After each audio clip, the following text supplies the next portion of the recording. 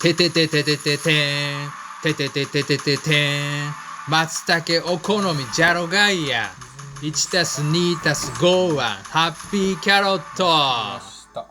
これですね、冷蔵庫で冷やします。カットカット梨キャベツ松茸マッシュルームカットカット暗い気持ちブロークンハートそうさこの世界をブローオフ。はい、これ下ごしらえできました。松茸と酢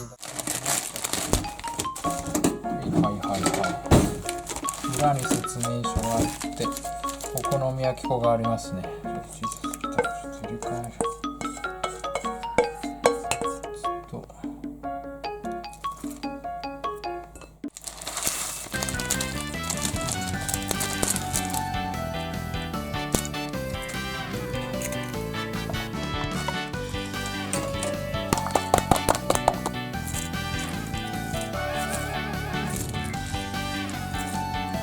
一応こう馴染みましたよ。一気に全部混ぜたから。デサイシビバトル焼き打ち本能寺松茸さんすだち家事お待ちどうさま。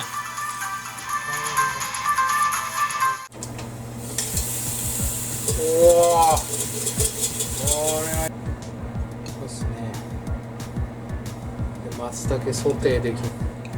で伸ばします。2センチぐらいってやって半分ぐらいしろ。ちょ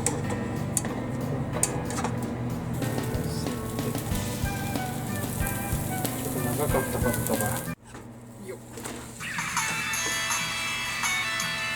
毎ターンひっくり返せ毎ターンやり返せマイビート10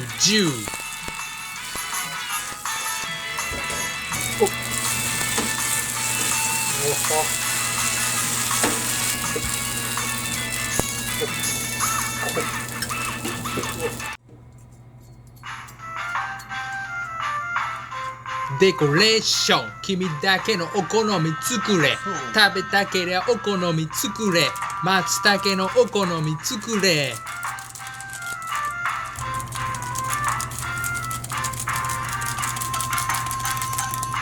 うわー、松茸ドーン、はい、では松茸お好み焼きの、食べ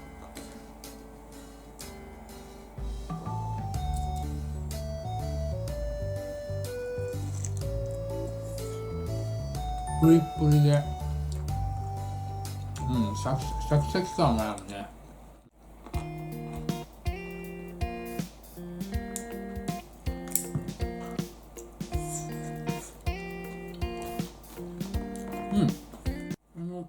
キャベツが大きすぎると思ったんですけど忘れないこの思い秋の香りクレイジーナイトソウルフードにハッピーグッバイ。